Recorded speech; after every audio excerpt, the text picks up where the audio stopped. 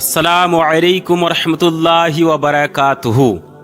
একদা হযরত মুসা আলাইহিস সালাম আল্লাহ রাব্বুল আলামিনের কাছে প্রশ্ন করলেন, ইয়া রাব্বুল আলামিন, এই টিকটিকি জাতি প্রাণীদের তো কোনো উপকারই নেই, তাহলে এদেরকে আপনি সৃষ্টি করলেন কেন?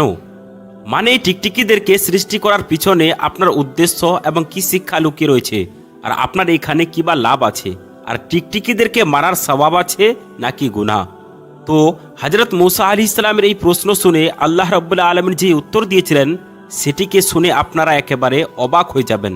তো আজকের এই ভিডিওটি আপনাদের সবার জন্য খুবই একটি বিশেষ ভিডিও হতে চলেছে, তাই আপনাদের কাছে অনুরোধ যে ভিডিওটিকে শেষ পর্যন্ত অবশ্যই দেখবেন।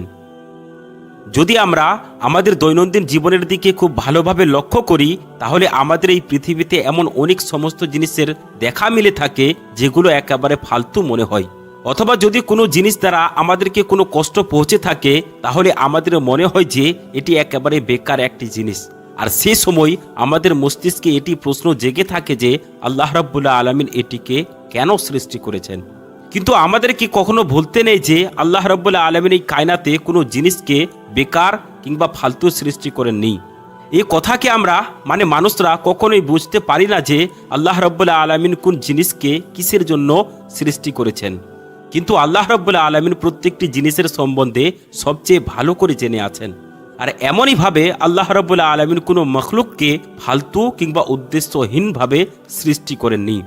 সেখানে হোক না কেন যে কোনো মখলুক, হোক না সে মানুষ, শয়তান অথবা জিন্নাত অথবা এই পৃথিবীর যে কোনো ছোটোখাটো কীট পতঙ্গ, প্রত্যেকটি জিনিসকে আল্লাহ রাব্বুল আলামিন হিকমতের সাথে কোনো না কোনো উদ্দেশ্য নিয়ে অবশ্যই সৃষ্টি করেছেন। আর এই জন্য কোনো কারোরই একদমই অধিকার নেই যে সে আল্লাহ রাব্বুল আলামিনের সৃষ্টি করার জিনিসের উপর নারাজ হবে অথবা কোনো প্রশ্ন করবে। আল্লাহর পক্ষ থেকে সৃষ্টি করার যে কোনো জিনিসের উপরে সে অখুশি হবে, কেননা আল্লাহ রাব্বুল আলামিন নিজের সৃষ্টি করার মখলুকাতের সম্বন্ধে খুব ভালোভাবে জ্ঞাত আছেন। সেখানে হোক না যে কোনো জিনিসকে আমাদের বেকার কিংবা আশ্চর্য মনে হতে পারে। তো যেমন কি আপনারা সকলেই খুব ভালোভাবে জেনে থাকেন যে হযরত মুসা আলাইহিস সালাম আল্লাহ রাব্বুল আলামিনের সাথে সরাসরি কথা বলতেন, আর বেশিরভাগ সময়েই হযরত মুসা আলাইহিস সালাম তুর পাহাড়ে গিয়ে আল্লাহ রাব্বুল আলামিনের সাথে কথোপকথন করতেন। সেই সময় আল্লাহ রাব্বুল আলামিন হযরত মুসা আলাইহিস সালামকে এতটাই হিকমত এবং শিক্ষা দিয়েছিলেন যেগুলো প্রত্যেক মানুষের জন্য খুব বড় উপদেশ ছিল। সঠিকভাবে জীবন কাটানো খুবই উপকারী ছিল। আর এমনইভাবে একদিন হযরত মুসা আলাইহিস সালাম তুর পাহাড়ে আল্লাহ রাব্বুল আলামিনের সাথে কথা বলার জন্য গেলেন।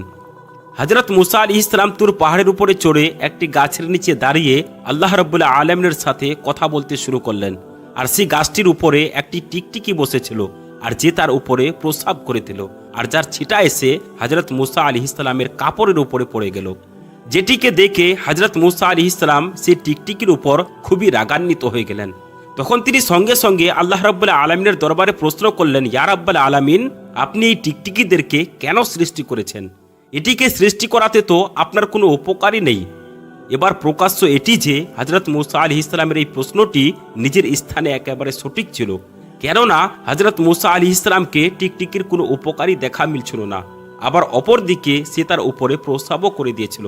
তো হযরত মুসা আলাইহিস সালামের এমন প্রশ্নকে শুনে আল্লাহ রাব্বুল আলামিন জবাব দিলেন, হে মুসা, এই টিকটিকিরাও আমাকে 30 বছর ধরে এই একই প্রশ্ন করছে যে ইয়া রাব্বুল আলামিন, আপনি বলুন এই মুসাকে আপনি কেন সৃষ্টি করেছেন? আমি তো মুসাকে সৃষ্টি করার কোনো কারণই দেখতে পাচ্ছি না। এখানে প্রকাশ্য এটি যে টিকটিকিরও নিজের জায়গাতে মুসা আলাইহিস সালামের উপরে করা আল্লাহর কাছে এই প্রশ্নটিও একেবারে সঠিক ছিল, কেননা মুসা আলাইহিস সালামকে সৃষ্টি করার পিছনে টিকটিকিও কোনো লাভ দেখতে পাচ্ছিল না। না তো মুসা আলাইহিস সালাম টিকটিকিকে কোনো ইসলামের দাওয়াত দিয়েছিলেন, আর না তো সে তার কাছে কোনো তাবলীগ করেছিলেন, আর না তো সে তাদেরকে কোনো খানা পানি দিচ্ছিলেন। তাহলে মুসাকে সৃষ্টি করে তোমার কি উপকার হয়েছে? আর এই জন্য আল্লাহ রাব্বুল আলামিন হযরত মুসা আলাইহিস সালামকে বললেন, হে মুসা, 30 বছর ধরে টিকটিকি আমাকে এই একই প্রশ্ন করছে যে ইয়া রাব্বুল আলামিন, আপনি মুসাকে কেন সৃষ্টি করেছেন? আর হে মুসা, আজ তুমি জিজ্ঞেস করছো এই টিকটিকিদের কেন সৃষ্টি করেছেন? এ মুসা, এটি তোমার রবই ভালো করে জেনে থাকেন যে তিনি এই টিকটিকিদেরকে কোন উদ্দেশ্য নিয়ে সৃষ্টি করেছেন, আর মুসাকেই বা কোন উদ্দেশ্য নিয়ে এই জমিনে পাঠিয়েছেন, এটি খুব ভালো করেই তোমার রব জেনে থাকেন। হে মুসা, তুমি মনে রাখো যে তোমার আল্লাহ পাক জাত সমস্ত মখলুককে তার নিজের নিজের উদ্দেশ্য নিয়ে এই পৃথিবীতে পাঠিয়েছেন। আর যে লাভ, যে উদ্দেশ্য কোনো একটি মখলুকের উপর থাকে, সেটি কোনো অন্য দ্বিতীয় মখলুকের উপর নাও থাকতে পারে।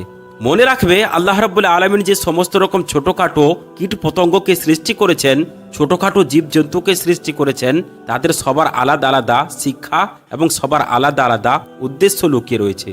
তো এই একই সময়ে হযরত মুসা আলাইহিস সালামের দরবারে বনী ইসরায়েলের একটি মহিলা আসলেন আর জিজ্ঞেস করতে লাগলেন, হে মুসা, আল্লাহ রাব্বুল আলামিন এই টিকটিকিদেরকে কেন সৃষ্টি করেছেন? এরা তো কোনো কাজেরই নয়, আর এদেরকে দেখতে কেমন যেন মনে হয়। এদের চেহারাও এমন যাদেরকে দেখে খুবই ভয় লাগে। এই টিকটিকিরা তো কোনো কাজেরই নয়, তাহলে তবুও আল্লাহ রাব্বুল আলামিন এদেরকে কেন সৃষ্টি করেছেন? এমনটি শুনে হযরত মুসা আলাইহিস সালাম বললেন, এ মহিলা, তুমি শুনে রাখো, এই টিকটিকিও আল্লাহর কাছে এই একই প্রশ্ন করেছে যে, ইয়া আল্লাহ, আপনি এই মানুষদেরকে কেন সৃষ্টি করেছেন? এরা তো কোনো শুকরিয়াই আদায় করে না, এরা তো ধৈর্য ধারণ করে না, এরা শুধুমাত্র লড়াই ঝগড়া করে থাকে, এই জমিনের উপর ফাসাদ সৃষ্টি করে। এদেরকে সৃষ্টি করে আপনি কি লাভ করেছেন? টিকটিকির এমন প্রশ্ন শুনে আল্লাহ রাব্বুল আলামিন জবাব দিলেন, আমি আমার মখলুকের সৃষ্টির সম্বন্ধে, মানে তাতে কি উদ্দেশ্য এবং কি লাভ আছে, তার সম্বন্ধে সবচেয়ে বেশি জেনে আছে। আর এই জন্যই আমাদের সবার প্রয়োজন যে, যদি কোনো মখলুকাতের সৃষ্টি আমাদের ইচ্ছার বিরুদ্ধে হয়ে যায়, আমাদের সিদ্ধান্তের বিরুদ্ধে হয়ে যায়, তাহলে সেখানে আমাদেরকে কিন্তু অসহমতি প্রকাশ করার একদমই উচিত নয়, বরং আল্লাহ রাব্বুল আলামিনের কাছে প্রত্যেক অবস্থাতেই শুকরিয়া আদায় করার প্রয়োজন। এমনইভাবে একদিন এক ব্যক্তি হযরত আলী রাদিয়াল্লাহু তাআলা আনহুর দরবারে উপস্থিত হলেন আর দুই হাতকে একত্রিত করে খুব নম্রতার সাথে বলতে লাগলেন, ইয়া আলী, এই টিকটিকিদেরকে মারা গুনাহের কাজ না তাতে সওয়াব আছে? আর যদি ওদেরকে মারা গুনাহ না হয় তাহলে কেন নয়? বাস শুধুমাত্র এতটুকু শোনার ছিল। তো হযরত আলী রাদিয়াল্লাহু তাআলা আনহু বললেন, এই ব্যক্তি, মনে রাখো, এই রুহে জমিনে কিছু মখলুকাত এমন আছে যারা মানুষের সৃষ্টিতে অখুশি আছে, আর তারা শয়তানের সাথে প্রতিশ্রুতিও করেছে যে তারা মানুষকে প্রত্যেকটা জায়গাতে ক্ষতি পৌঁছাবে।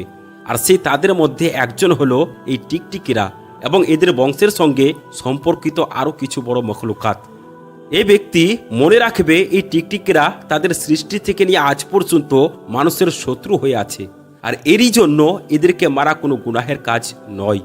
এটি শুনে সেই ব্যক্তি হযরত আলী রাদিয়াল্লাহু তাআলা আনহুকে জিজ্ঞেস করলেন, ইয়া আলী, আপনি বললেন টিকটিকির বংশধররা মানুষের সঙ্গে শত্রুতা করছে আর শয়তানের পথ অনুসরণ করেছে। ইয়া আলী, এটা কবে আর কখন হলো? এমনটিকে শুনে হযরত আলী রাদিয়াল্লাহু তাআলা আনহু বললেন, এই ব্যক্তি হযরত আদম আলাইহিস সালামকে সৃষ্টির লক্ষ বছর আগে এই কায়নাতের টিকটিকির বংশধররা খুব বেশি পরিমাণে ছিল, আর আস্তে আস্তে এদের বংশধররা বৃদ্ধি হতেই যাচ্ছিল, এতদূর পর্যন্ত যে এরা এই সমস্ত জমিনকে একেবারে দজকখানা বানিয়ে তুলেছিল। সেই সময় এই টিকটিকির বংশধররা এই জমিনের উপর খুবই বেশি জুলুম অত্যাচার করছিল, আর যেটিকে দেখে আল্লাহ রাব্বুল আলামিন এই জমিনের উপর নিজের আযাব পাঠিয়েছিলেন আর এদের বংশকেও সমাপ্ত করে দিয়েছিলেন। কিন্তু সেই সময় টিকটিকির কিছু বংশধররা যারা খুব ছোট ছিল, তারা বেঁচে গিয়েছিল, আর তারা এই জমিনের গর্তে এবং পানিতে গিয়ে লুকিয়ে পড়েছিল।